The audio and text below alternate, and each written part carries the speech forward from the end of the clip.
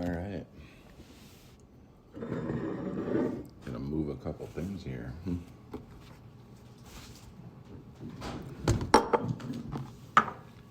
Superstar's ready. Yeah.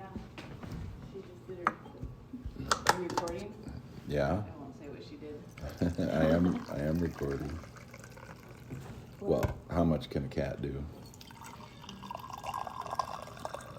They play, they run, they go to their box. They're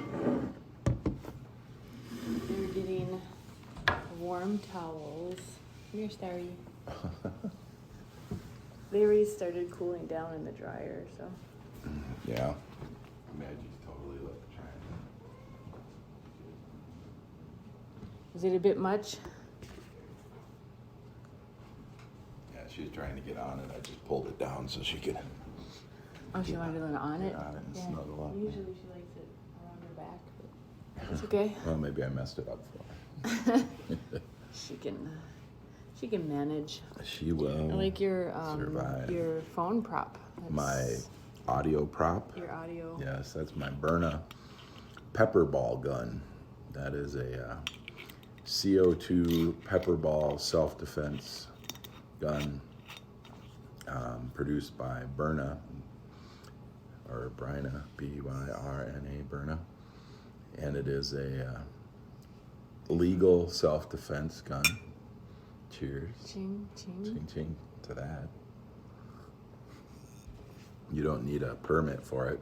You can carry it anywhere. You can take it on a plane. You can carry it with you. Not in the carry-on, obviously. Wherever you go. Oh yeah, you can carry it. Yeah. Oh, well, they said you can take it through TSA. I'll have to read a little bit more. Yeah. It's just for self-defense. It's not lethal. Right. No, I think it's a real reasonable option. Mm-hmm. A little big, because the pepper balls are probably close to, 80 caliber, the diameter. But you have different things you can put in them, right? Yeah. Projectiles. Well, yeah, they're always in that shape of a ball. They're like a paintball gun. They're I think they're a little bit bigger than a paintball, but when you buy the kit, it comes with the pepper balls. They have 5% CS in them, and then What's CS? I think CS stands for, it's the type of pepper. Oh, okay. Yeah, don't ask me details. I'll sound foolish. Cayenne. Cayenne. I don't know. I'm just making up stuff. Capsicum. I don't know if it stands for that or if it's other irritant. Yeah. But then they send an inert gas ball for training or for self-defense, and then they send a solid ball for training or self-defense. Is it supposed to feel like a paintball? Or? Mm-hmm. Evidently, it's pretty intense. So. Yeah. You get shot on the skin, like on your neck or something, it's gonna make a person have a lot of pain. So like a frozen paintball. Yeah, it'll be I heard some people do that. It's crazy. I wouldn't know. I would not know about that. Well, I said it. I think it's a reasonable option. Is that you talked about training that you used to train people in? Was it when you were training? Oh no, it was actually a part of your training where you would.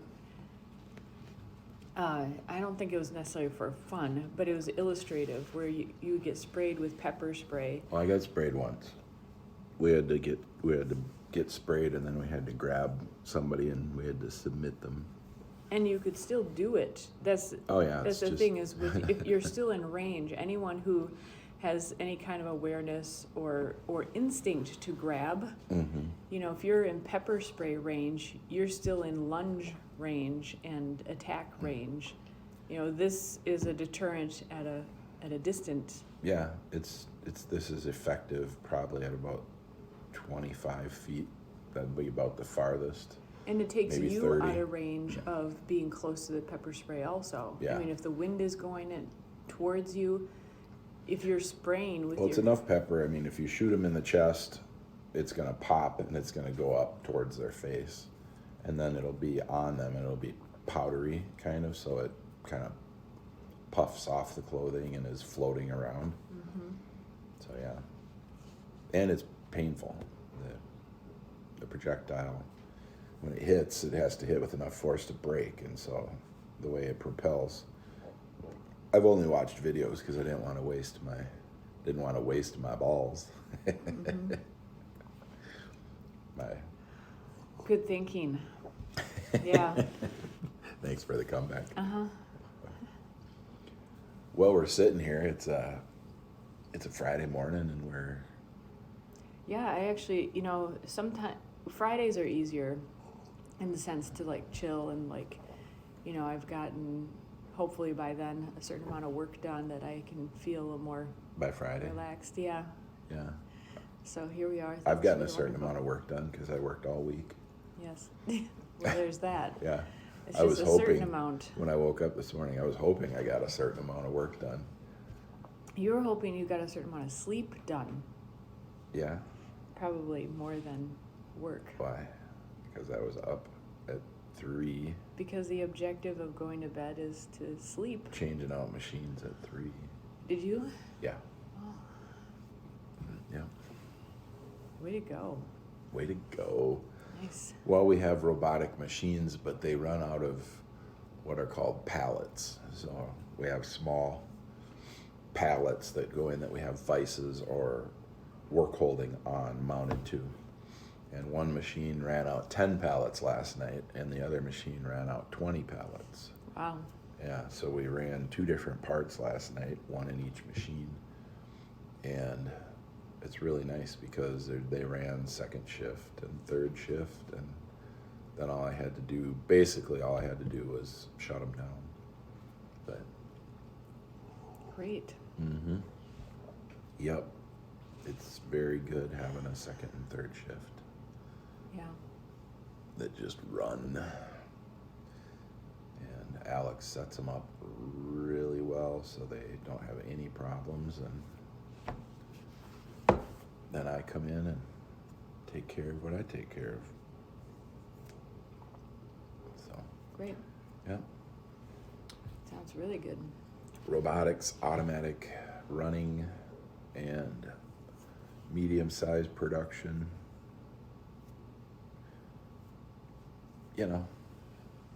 All the cool stuff. Tiny, teeny, tiny parts.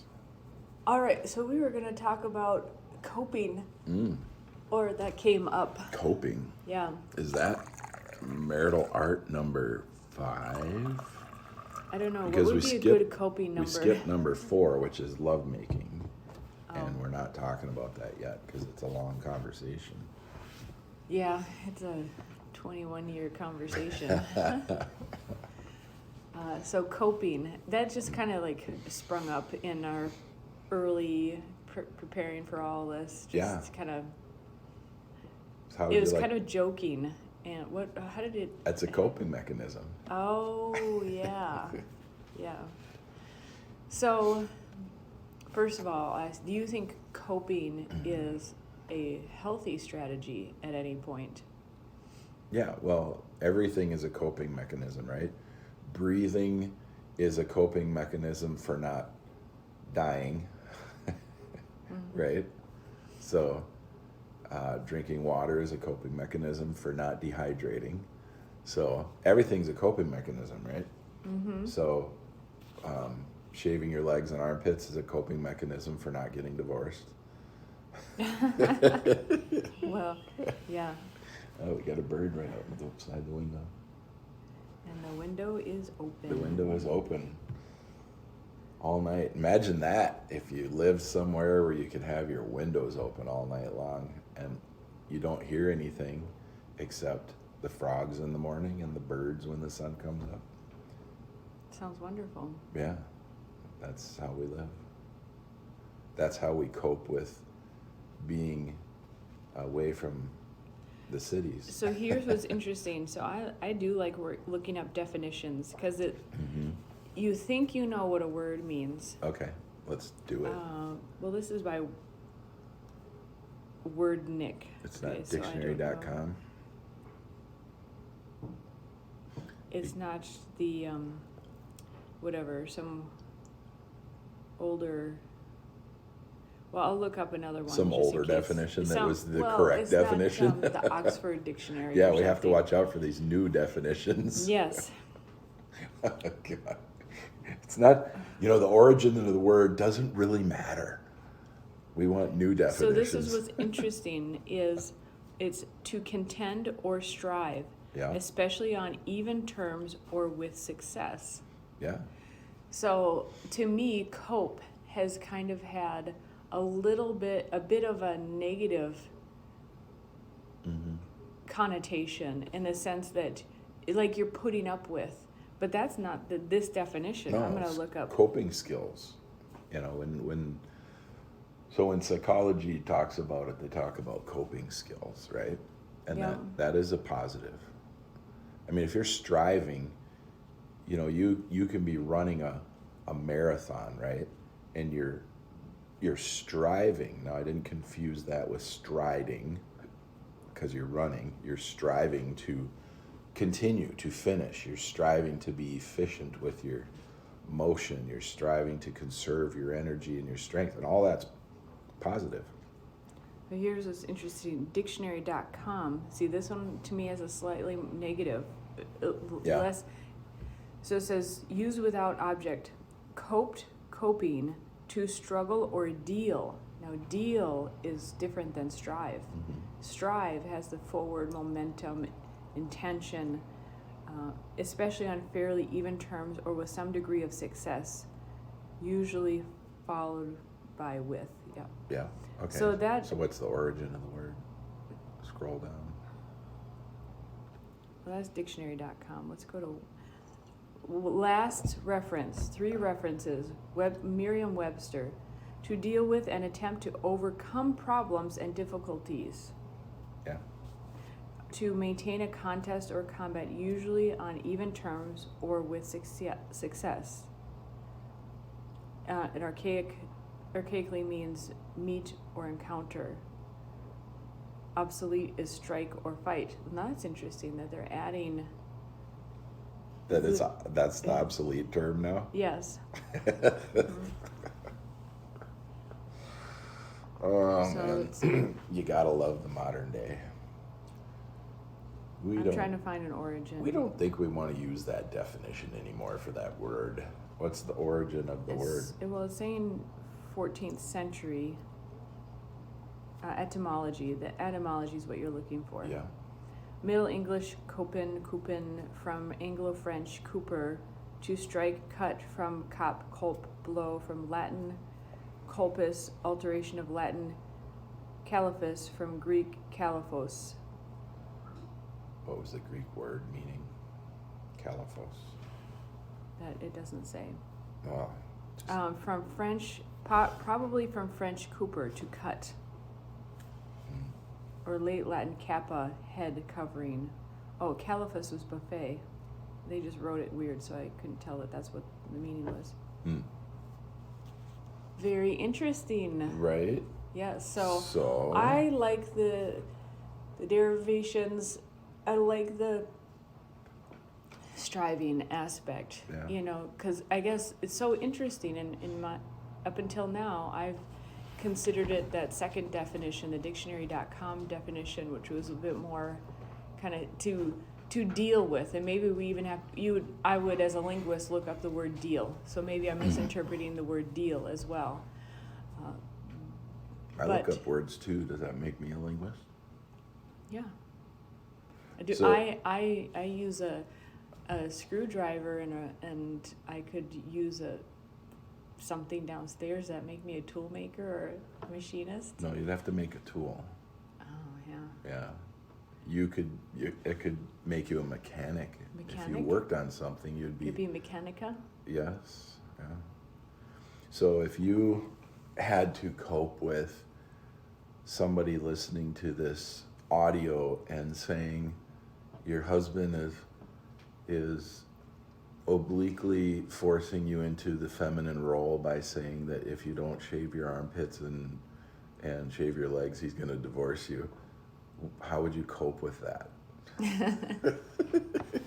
Well, I don't see that I'm contending with. How would I cope with that person, or with how am I coping with you? Well, obviously, there's no problem. I mean, I love hair, so it'd have to be long if you didn't shave it. You'd have to let it grow really long. Mm-hmm. Yeah, you could be my little Sasquatch. That'd be fine. Mm-hmm. There he goes again. See, he's using a negative reference to position you and influence you into shaving your legs. Yeah. Well, I would say to cope, from what I read, means that you're contending with on an even ground, on an even matter, and that's not. It's not something that. Not even in the ring, not even in the building. That's why I love you. Yeah. Why is that? Well, you have a wonderful balance of femininity and decisiveness, and you have a very utilitarian mind, and I'll say for a woman. You have. See, there you go there again. I go again. It must be my toxic masculinity. Oh my gosh, you stink so bad. Yeah. I love it. Yeah, well, you are a. You're saying I'm feminine in the right areas. I'll tell you and what, I have... most people would not know that you are a real woman. I mean. Okay. Yeah. You are digging your hole for these people, so for yourself. I Yeah. actually want to. Okay, let's take one more shovelful, or backhoe full. Like what? What is this a real is an woman? Interesting thing we're doing, because Went people, from coping to people get to know me, and if they listen to all of these audios, they'll know that I like to tease out, or we could say, I want to use the word tease, but it's not right, and I want to use the word antagonize, but that's not right. Okay, so whatever's between tease and antagonize. I like to extract, maybe. I like to extract might be. I like to find the humor along with the intellect, along with, just analysis of how and why we behave the way we do, why people get upset, right? Why people shut down when they hear things that they don't like. And I like to deal with all that. I like to converse, right? I mean, I love listening to these podcasts where, the persons are talking for, our podcast goes for sometimes an hour and a half, and it's just you and me, and we are still have so much to talk about after 20 years. What the heck? That's a whole nother conversation, right? Yeah. Because we don't talk at all unless we're doing the podcast. So it's only like an hour and a half every couple of days. But I just love seeing the way a person thinks and calculates and formulates and behaves and reacts and copes, and deals with everything, because you become a better person when you don't just freak out, when you don't have triggers and you have thoughts, you have thought patterns that you notice that you can shift, you can change, you can control, you can analyze, you can see that thought pattern is not helping you because you're just getting angry, or it's not helping you because maybe all you ever do when you think that one thing is come up with jokes because you're not dealing with something, right? Not you personally, but just people in general. And so I do like all of these things that our society is caught up with right now. They're all the things that make good comedy. They're all the things that make good humor. When people can say, that person is not saying that because I'm making the joke about you shaving because I don't care, because you don't care, and you take care of yourself the way you want to take care of yourself.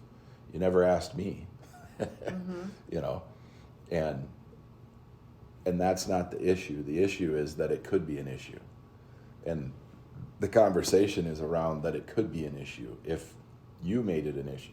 If I said something and you made it an issue, we could be sitting here having an argument and I could be saying, I don't care, I was just trying to make a joke. And you could be saying, well, that's not a funny joke because you could say it and somebody else will get upset and I might have got upset. But you don't do that. I mean, there's been a couple times you've done that, and then I just keep cracking jokes, you know. But I really appreciate the way you are because it allows us to have these conversations and have fun and be funny. And I really try to keep a perspective on what the level of the issue is. And there are a lot of, so there's a word that's been used a lot lately, speaking of another word, trigger, to be triggered. Yeah. And you have a choice in what you allow to trigger you. And what happens is once, you know, so trigger has a visual contextual reference to and well, they're using the word trigger. Trigger is on a gun, and if you pull a trigger, you're shooting at something. You're shooting a bullet which has kinetic energy that can kill. I'm going to bring out my guy side, okay, John? Right. It's let's break this down. All right. Okay.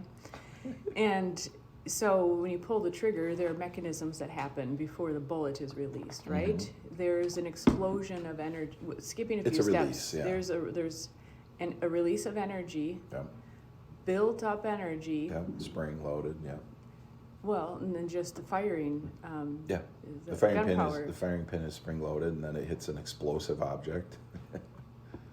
Explosive substance. And projects the bullet. Yeah. And so when you're allowing yourself to be triggered, you are allowing, we used to say, where's your goat tied? Or they got your goat. Yeah, we say that all the time. Me and you say that all the time. Boy, that person, your kitty's trying keeps their goat like in the front yard. Yeah.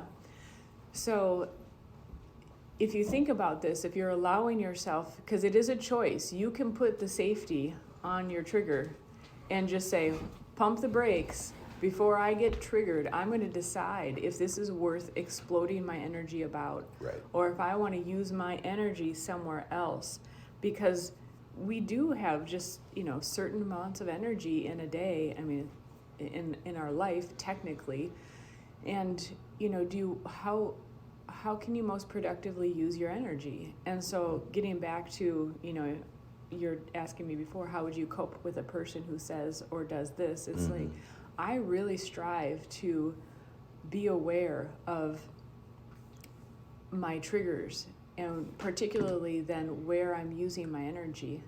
And can I better direct my energy? Is it better to confront what I see as an issue or attack or a blow?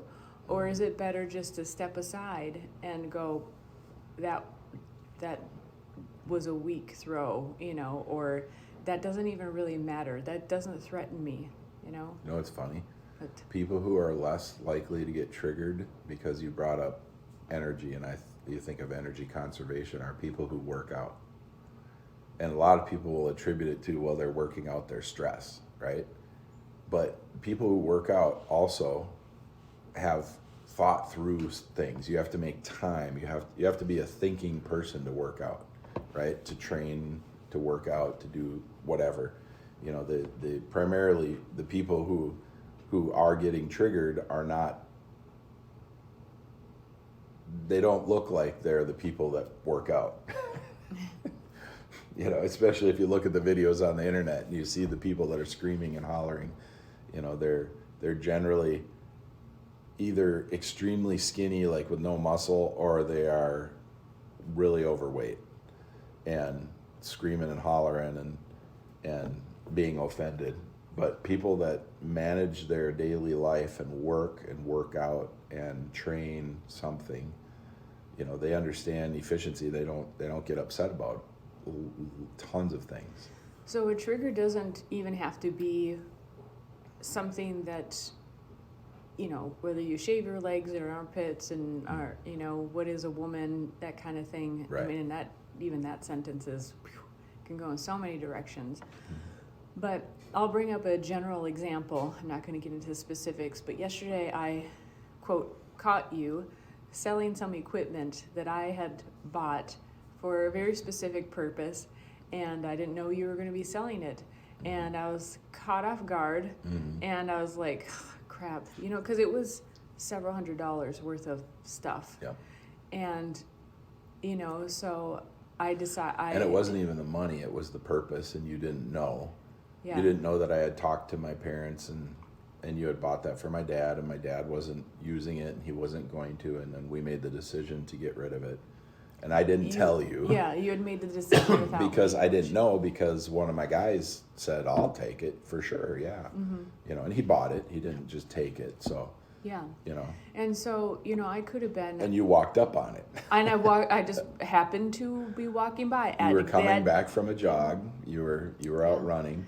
And just at that exact time. And, I did say, we'll talk about it. Yeah. And any guy overhearing that... Do you want me to call you a runner or a jogger? I was just working out. Just say I was working You were out. working out. I'm not a jogger, not a runner. I'm a worker-outer. I want to call... Most people say they're runners, but they're only jogging, so I like to call them joggers, and they don't like that. Yeah. Well, that's obviously their very sensitive trigger. Right. So, and realistically, I wasn't upset. I think getting down to it and really assessing what is the feeling that you're feeling, I think it was slight disappointment or sadness that it wasn't going to be used for its original purpose. Yeah, does it hurt to lose several $100s? Yeah, that stinks too.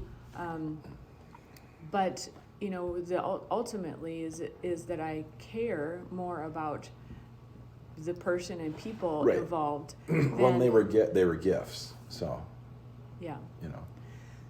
So I think there are a couple of good principles out of this that even I'll take away is where are you spending your energy? If you don't have first of all a safety on your trigger, you're going off, as they say, half cocked. Yep. At any point. Yep. There's so many of these great euphemisms, and then you can't decide where you want to put your energy.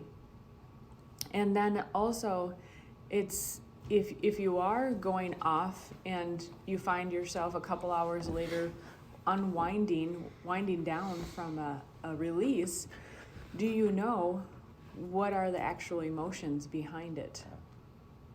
Isn't it funny, all these mechanical terms? It is. It's triggered, unwinding, actually, they're wound up.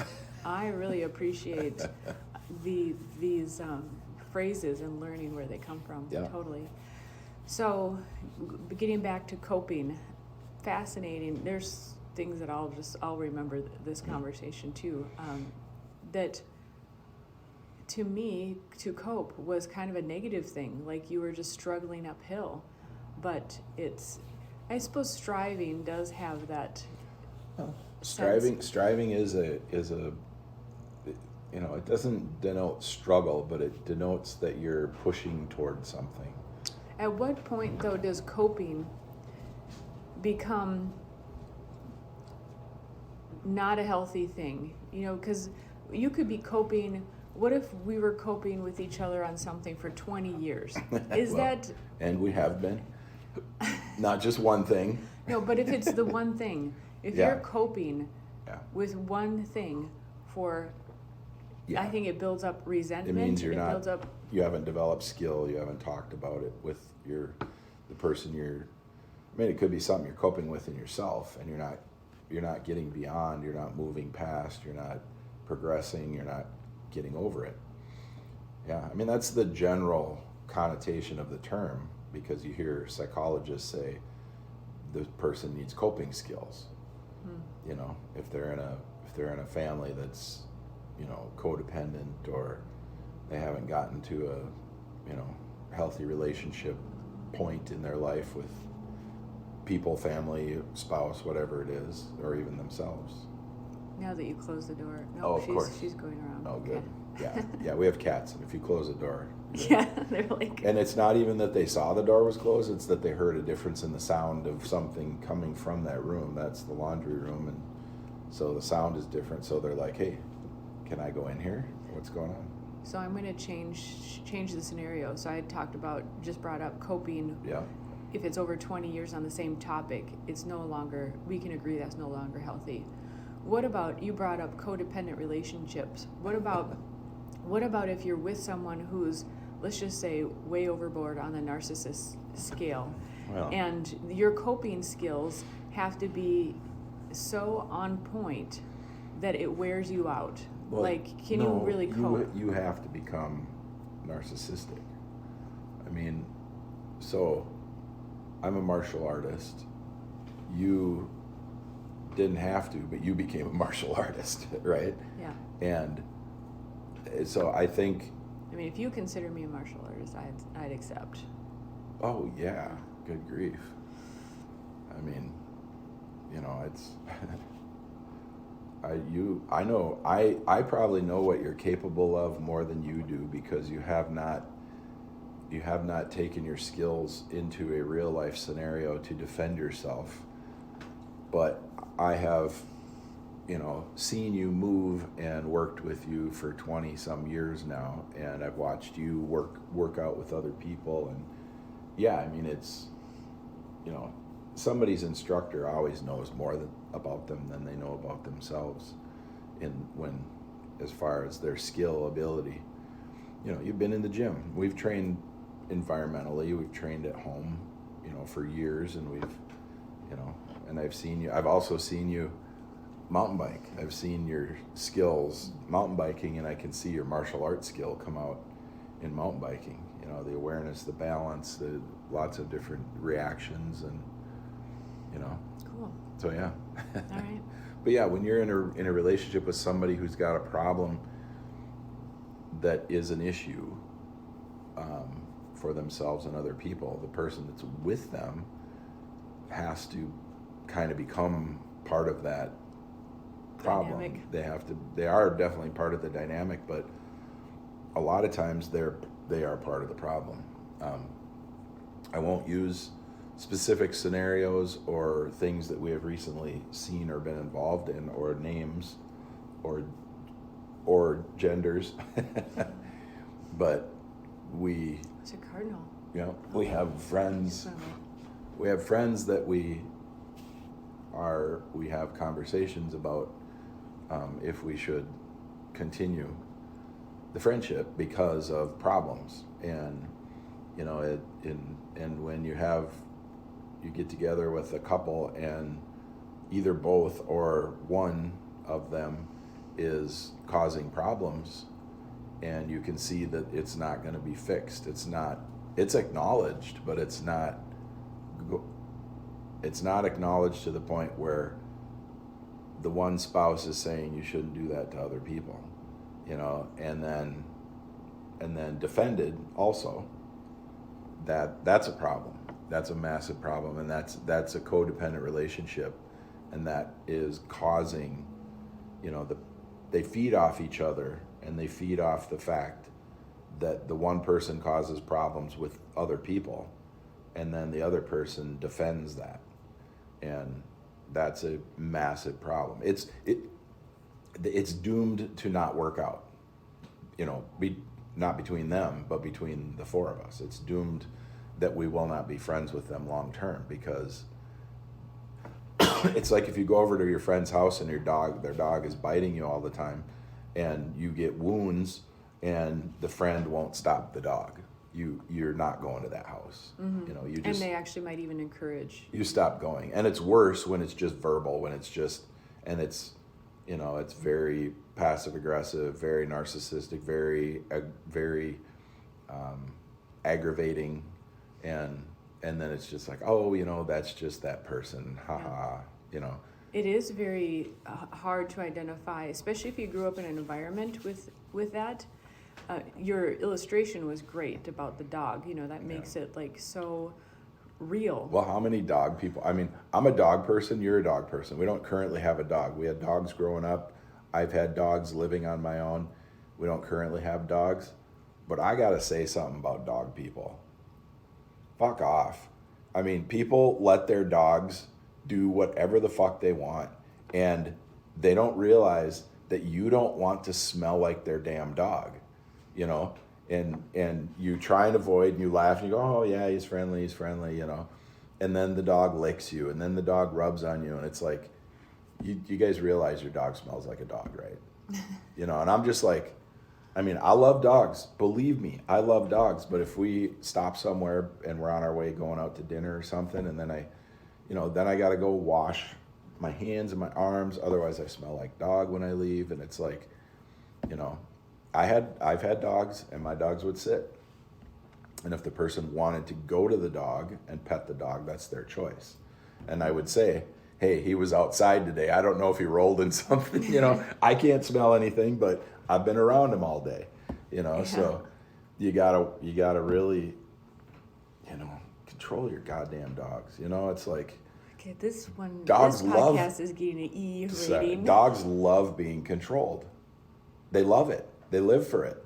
I mean, watch who's the psst, psst guy? Caesar. Yeah, watch that. The dogs are crazy. That guy comes in and he sets up parameters and boundaries and controls for the dogs, and the dogs all of a sudden are happy. They're not anxious. They know what to do. They know their boundaries. They know the alpha. They know they're a pack animal, and if they lead the pack and there's nothing to attack and nothing to do, they don't have any clue what to do. You know, they're dumb. Mm-hmm. They're just straight up dumb. Mm-hmm.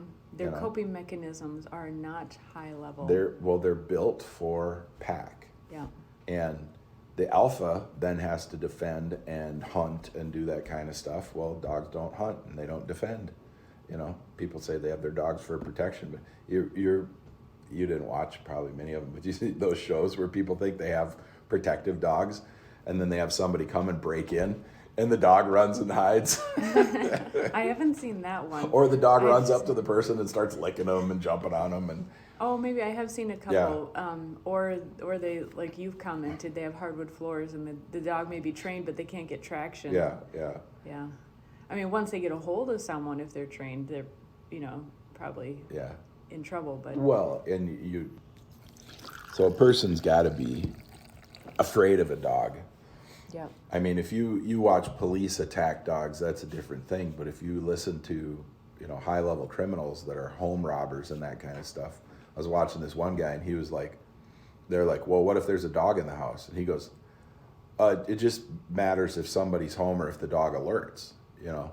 They're like, well, you'd go in a house with a dog, a big dog, whatever. He goes, oh, yeah. He goes, if it's worth it. He goes, I'll wrestle a dog and throw him in a closet, you know. I mean, you're talking, you know, maybe a 40-pound, 50-pound dog. Well, yeah, you grab them, stay away from the pointy parts in their mouth, and you throw them in a closet. I mean, it's not hard, you know. I mean, anyway. Mm-hmm. The reason people get bit is because they're running away, not because they're strategizing how to take care of a dog. And they just show them running and hitting the suit, and it looks all, you know. Well, and realistically, what percentage of dogs are trained and capable of that? Virtually none. Right. So, you know, they're talking about the lab or the pit or something. But you got a family dog. That dog is playing with the kids. Oh, yeah. Licking everybody. You mentioned the police. It's eating cat poop. You'd mentioned the police dogs. Yeah. You know, they're doing that all day. Yeah. You know, they're going to the job, so they're not. They might go home and play with the kids. I know a number of the police. When they go to work, they're working, and they're in the car, and they're ready to go, and they're sitting there doing nothing, and then when you let them go, they explode. Yeah. So the majority of however, day, they're still not impossible to deal with. That's why they make it. If you kill a police dog, it's like killing an officer in some states. Mm-hmm. So, yeah. All right. Coping. So we got off on that tangent because we were talking about, you know,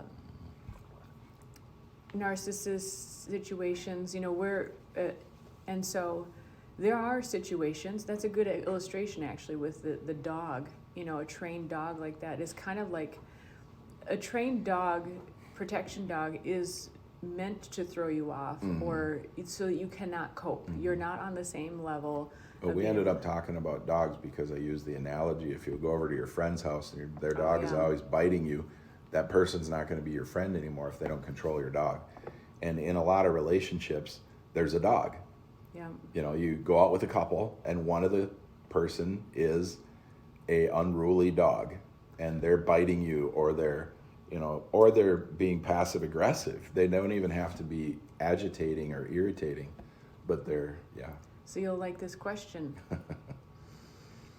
How many friends do I have? Is that because in their relationship, Yes. there's no alpha? No. There's no decisive alpha. Yeah. Yes and no. So that they're both off kilter and... Well, okay, look at the power struggle. Look at how we started this when I'm joking about armpits and legs and trying to kind of create a little bit of controversy. So if anybody ever listens to this, they can go, can you believe he said that? Can you believe she puts up with it? They're your pokes and feints. Well, yeah, then they can have their conversation about their own life, right? Hopefully. Yeah. Right? That's what I hope for. Yep. I hope that at some level we're an example of how to live life. How to just be normal. I don't care what your proclivities, but you can still have a life that is without reticence, without worrying about saying something that's going to offend someone that isn't meant to offend someone, but that person is so offendable that they can't control themselves. And it is about control. It is about not saying everything that's on your mind, but saying the things that would be helpful and purposeful. And one of the things I've always taught all the people that I've worked with, most people call them employees, but I call them the people that I've worked with, is the more you get to know somebody, the more you know about them. The more you know their strengths, the more you know their weaknesses. And if you do not focus on their strengths, you're a piece of shit. If you do not leverage the strengths of the people around you, you will be a failure. And those kinds of people are only comparing themselves, their best, to other people's worst, and then trying to make themselves feel better, but they never get there. Mm-hmm. If you're playing not to lose, you're not playing to win. Mm-hmm. And so that's what I teach. I say, and even guys have done it to me. Guys have started to pick on my weaknesses, and I say, you know what I'm good at. You know what I like to do. That's what you need to focus on, because you don't want to get on my bad side, because I'm not going to play fair at that point. I'm a bottles and chairs kind of guy in a fight. I'm not a line up, square up, duke them out. In an octagon. I like my knuckles. Mm-hmm. I've hit heads before, and it doesn't feel good. Bare knuckle fighting is not my thing. It's whatever weapon is nearby. So I say leverage my strengths. Be on my good side, because I'm always going to be on your good side. And I'm going to leverage your strengths. And together we can all ships rise with the tide, right? Mm-hmm. I can keep doing euphemisms all day long. These are great. Yeah. So what is something that is shareable that you think you've coped with in our marriage with me? Well, we got a funny story there because it actually happened. It's not like a mythical coping thing. Early on, you came from an environment where you know all about codependence, right? Because you came from an environment where your parents were codependent, massively codependent. Well, what's crazy is when you live in something like that, you know it viscerally, but you don't know it consciously. Right. So when we got together, I'm 12 years older than you. And that didn't mean anything to me. It just meant that I was closer to your maturity level. And Yep. Excuse me. I always say we met in the middle, but it's not true. I was more like I was 19, and you you were 19 when we got married, and I was, that would have made me 31. Yeah, it's right in that Yeah, range. you were 31 at the point. Yeah. And so you moved into my apartment while I was at a training. You called me up and said, "Is it okay if I move a few things in?" I didn't just secretly move in. No. Yeah. No, I was gone for 30 days. I wasn't that girlfriend, like, okay. No, you didn't randomly just leave enough stuff there that all of a sudden you were moved in over the course of a couple months. Yes. It was consensual. We were talking every night. I was at a 30-day immersion course in Colorado. I was training, and we were talking. You said, "Is it okay if I move some stuff in?" And I said, "Absolutely." And then you were like, "Is it okay if I move in?" And I'm like, "Yeah, that's," and I don't know exactly how it went, but yeah, that's kind of how it went. And when I got back, you had moved in. You were now living with me. And what I'm saying is mentally. You had moved in mentally, right? And you were occupying the space mentally. And your mental and emotional move-in was possessive, right? Was, this is where I live, and your behaviors were very similar to your mom's. And you started kind of just naturally just started saying, "Oh, let's do this, let's do that." And you have a planning, you have a list building nature, a planning nature. And at one point I said, "You don't fit in my pants."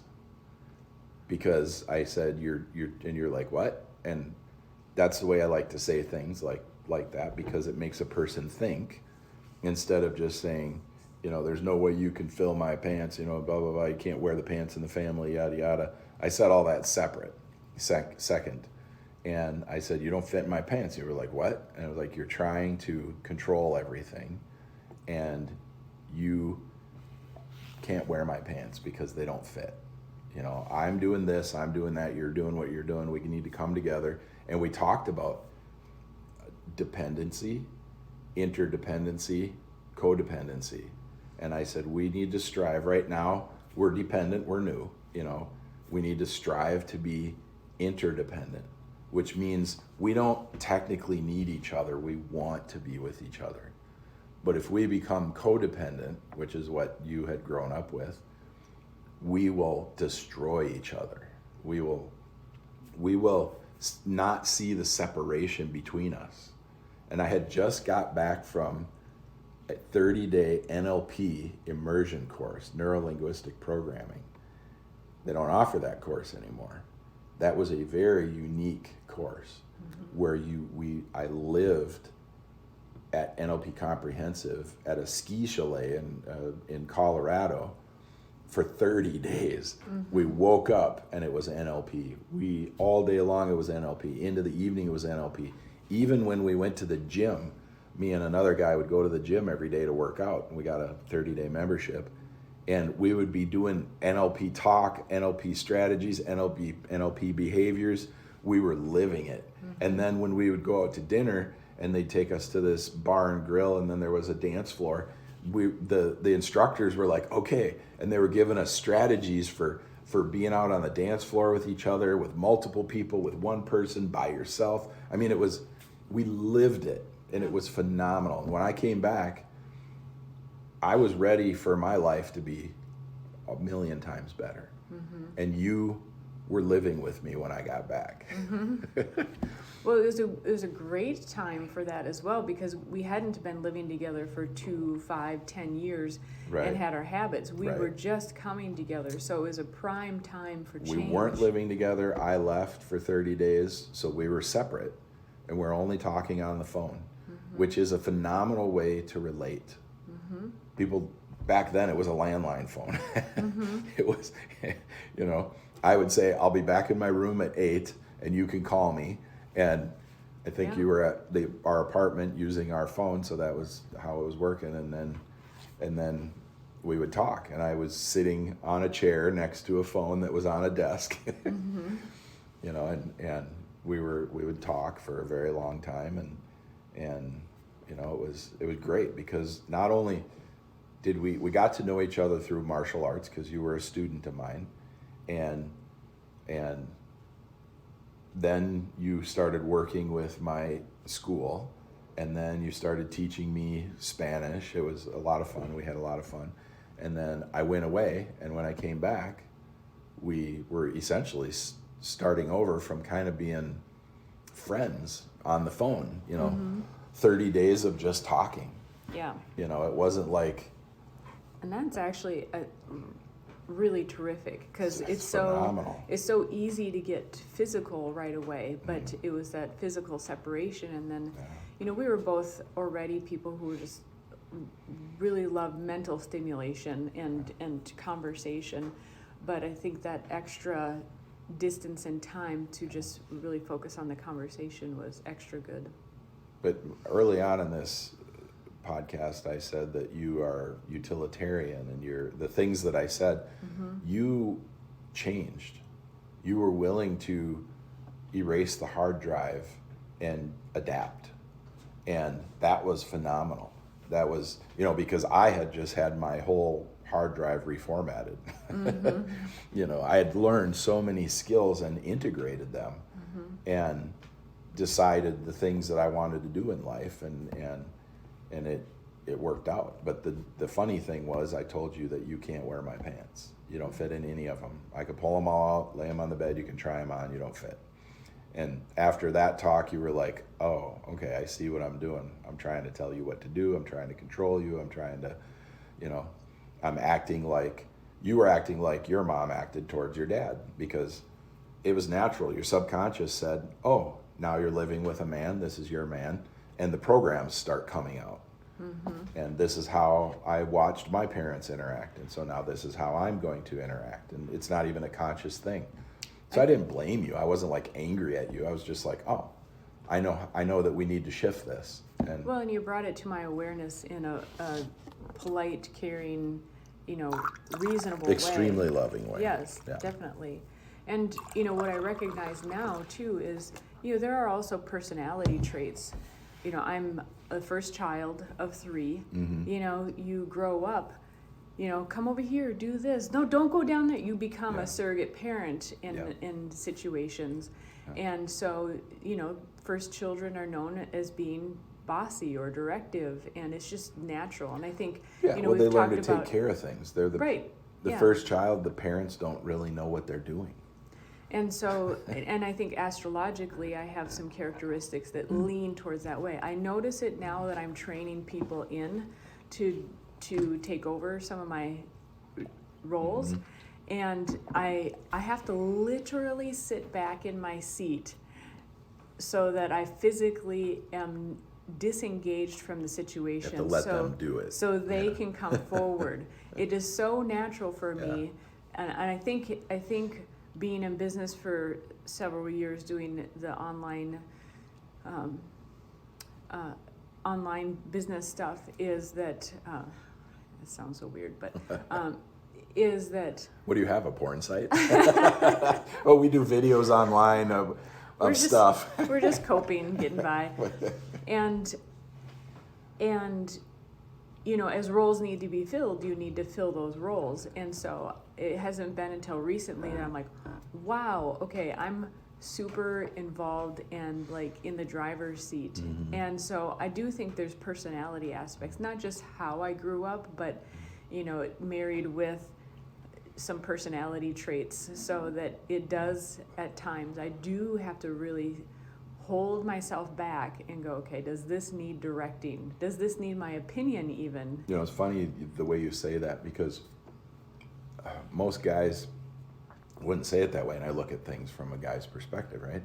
So you said I have to really hold myself back, and then I think of somebody listening to you and I talk would say, wow, she's really not being her authentic self because she's holding herself back. And I know you went through that kind of thing too, where you're like, am I?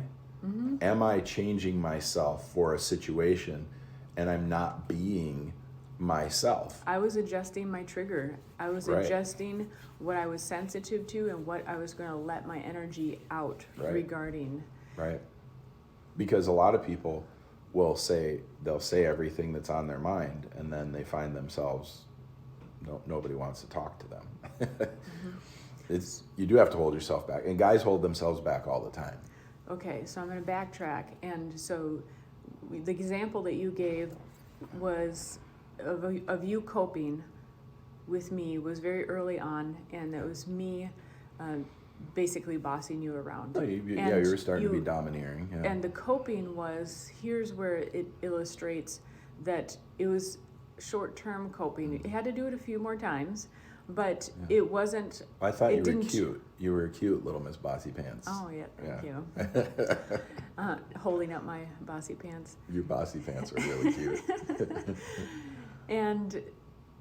And so the coping was for a relatively short amount of times. That's where dependence, codependence would come in, as if it's pseudo coping over a long period of time, but you're not actually getting to the success point. Mm-hmm.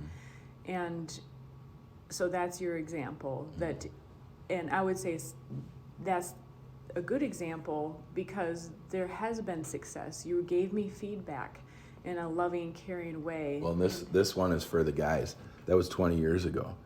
It's a safe topic. Yes. And John just touched my knee. I put my hand on her knee. Looked into my eyes. I'm not bringing up anything from last week. No. Of course, there hasn't been any issues, but I would, if there was, I wouldn't. I wouldn't say, you know what, yesterday you were. That's when you get your trucker voice. Yeah. No, you gotta. If you're going to use an example, you got to think of an example, guys, that is far enough back that you can both laugh about it, and that the person who you're talking to, whether it's the woman talking to the man talking to the woman, can cope. You can cope with it. Yes. That was forever ago, and I learned so much about it. I can hardly see it in color. That's it's just distant and faded. Right. I can see it in color because your bossy pants were cute. You were so cute. Oh my gosh, what has happened? Yeah. No, you're beautiful now. Oh. You're gorgeous. Yeah, you were. Take notes, guys. Yeah, in the beginning, I thought you were cute and you were pretty, but you have developed a beauty and a class and Anyway. On that note, I get to bring up an example. I'm falling in love again. We need to shut this off because I'm going to take you to the... All right, well then you'll be quick on this one. So something that I coped with were your driving habits, because you're a former racer. Well, that didn't have anything to do with... I just drove fast. I drove... But because you don't race on the roads. No, you were not raced on the roads, but you would chronically go faster than the speed limit. And I had the chronic. And I was always reaching for the oh shit bars because I did not have that in my physiology. Oh yeah, and that's true. It was as a passenger when you're not in control. I did not have my bossy pants on. I was not in the bossy pants seat. And it's shite. There was a couple of things that made you very confident in my... So yes, I had a higher level of comfortability with going fast. The narrative in my mind always was, if you're going faster than traffic, you're safe because you're... You said was. You're noticeable. Well, I have, I've bought the Minnesota law enforcement. I've purchased a few cruisers for them over the years with tickets and paying fines and I have a pretty large speeding record with them, but I have saved weeks of time over the years. But I don't sleep very much and I go fast. But I bought a lot of time back. You have generally slowed and calmed down now. Is that just when we're riding together? I am, I don't even think about it. Yes, I have mellowed out. I would say I mellowed out. And when I was young, I had Camaros. Was that based on feedback from me? Because I'm trying to backtrack a bit, and because that's something I had to cope with. Did I slow down because of your feedback? No. Why did you slow down and kind of calm down? You actually adapted rather quick. I mean, I took you out for a few rides. You remember when we got I had the maroon extended cab Z71 short box pickup, Okay, here's where coping was happening. Yeah. I raised my comfortability level, Yes. but you at some point I lowered did my intensity. my risk taking, you could call it. I don't think it's risky, but other people That's would. why I didn't call it risky. I just said intensity. Right, my intensity. So we went out. It was snowing, and it was a blizzard, and I said, "Let's go." And you're like, "What?" I said, "Yeah, let's go for a drive." And we had a 4-wheel drive pickup with good snow tires on it, and we went out on, what is that highway? 5? No, yeah. 212. 212. Wasn't it? We were living in Chaska. It at was, that point. going out towards Norwood Young America and 212. Glencoe. Glencoe. And and there was like a foot of snow on the highway, and it was powdery. John, was there a whole foot? It was probably a little Oh more, my gosh. right? And we were going, what? I don't know, 90? I hope there's not. there's a statute of limitations. This was 20 years ago. The tires were spinning. Well, I I think, was turning Yeah. the wheel back and forth really fast. I said, "Now watch," and I went back and forth with the steering wheel, and we just kept going straight. Mm-hmm. And I was just showing you the control we have and the control we don't. And then I was sliding, and we were going back and forth, and you did have a hold of the Oshite bars. The Oshite bars, and because that one had that one on the dash and on the It was built for the situation. built for 4-wheeling. Yeah. And you were much calmer after that about it, because you saw, helped. it's kind of like sliding your car on the gravel the first few times, and you knew how to counter steer, because that was another thing in that truck. We were on dry pavement, and we were Yeah. going on the highway down 35W. We had left the Collie Group. And It's a major interstate within the Twin Cities area, so it was we had just left tight. martial arts training, and you were driving. I don't know why, maybe I was training really hard and I was wore out, and I just was like, yeah, it was very unusual. But yeah. And then there was a car coming up really fast behind us. it was a really short ramp from a side street onto a major highway. Mm-hmm. In busy, not necessarily, moderate weekend traffic. Yeah, you had to speed up and get to speed in a short amount of time. And we had a 350 in that pickup, so it wasn't a problem. Nope. And then there was a car coming up really fast. I had looked in the rearview mirror, done all the right things, Yeah. and had plenty of space. Yep. But This car come booking up, scared you. You thought you had to move. You moved, and then you thought, because you were in instinct mode, because you grew up on driving on gravel roads, counter steering if you start to slide, is a skill, right? yeah, when we did our driver's test, the instructor the last day, he's like, "Now we're gonna go on gravel." Yeah. I'm like, "Okay, I started here." He's like, "Yeah, there'll be no problem." Yeah, they call it drifting now, but we used to call it counter steering on gravel. Oh, really? Okay. Yeah, then they do it on tar. But anyway, you were going to counter steer on the highway, and I was sitting in the passenger seat. Country girl in the city. And the way you went after it, we would have rolled. Because We you would- had darted to the right so hard, you thought you had to come back equally to the left. Yeah. And so you thought the truck was going to slide, and it wasn't going to, but you would have made it slide. Yeah. And so I reached out with like the hand of God, and I swear there was an angel on my arm. Yep. And I grabbed the steering wheel at dead center. Yeah. And it was the kind where you had there was like the 4 prong and the 2 holes on the side. Yeah. And I reached, and boom, and my arm was like a rock. Yep. It was like a steel bar that could not move, and you were pulling, leaning on the wheel, and you looked over at me over your arm that was pulling so hard on that wheel, and I'm just like this, and I'm like, settle down, settle down, we're going straight, it's okay. And then I said, why don't you pull over, I'll drive.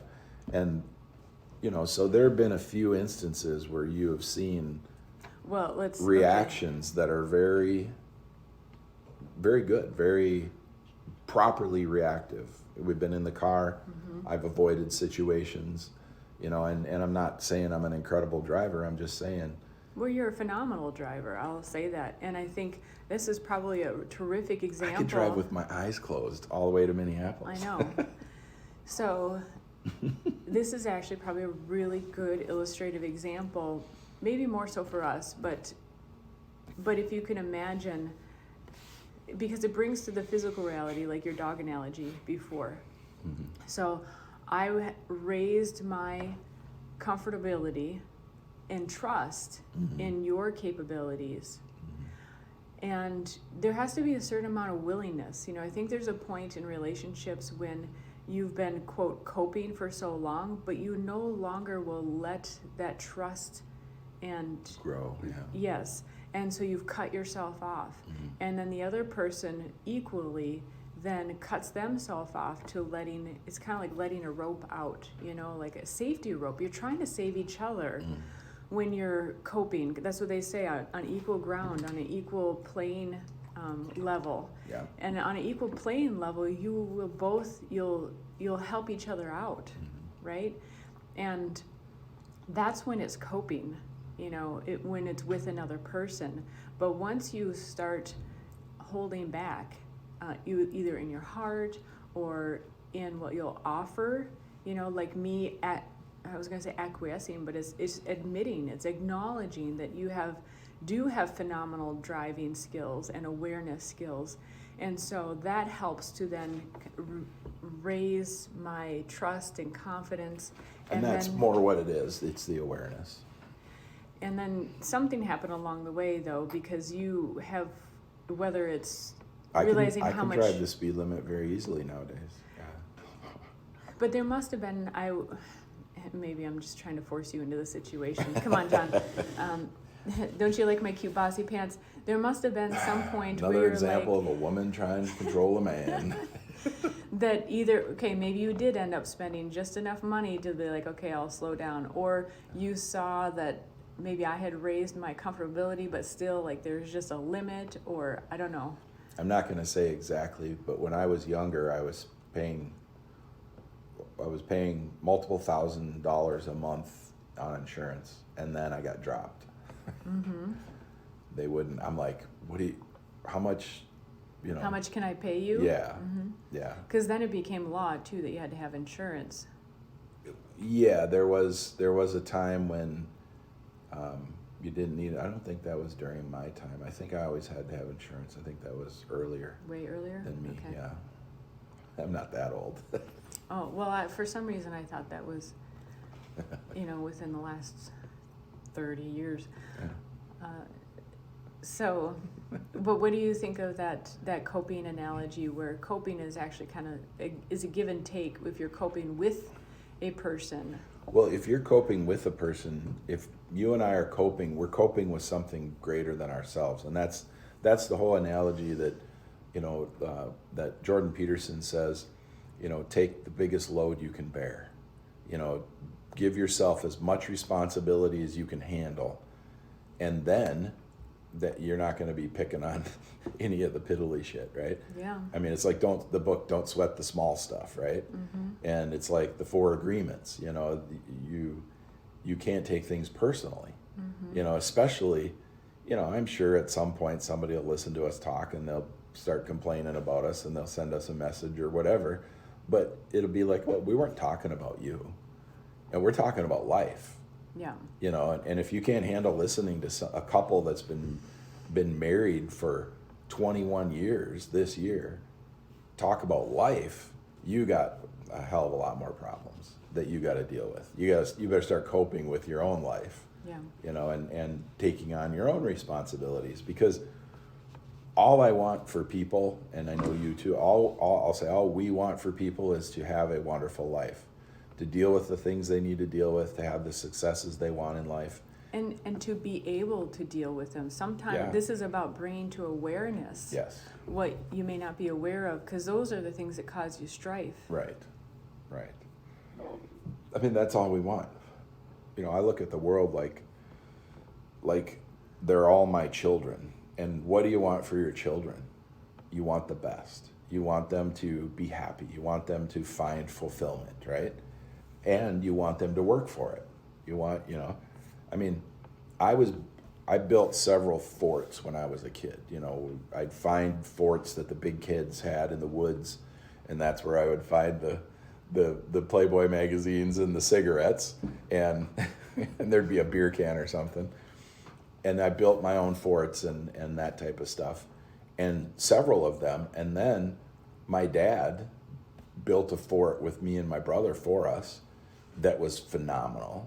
But if my dad had built the first fort, I wouldn't have had the appreciation. Mine were makeshift.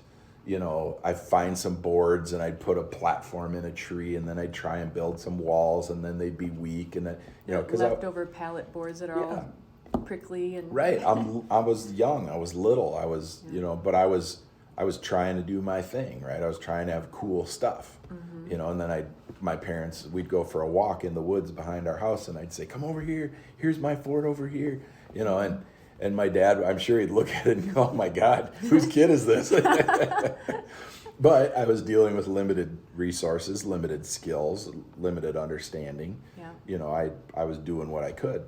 And then when my dad built a fort with us, man, I learned, right? I learned a lot.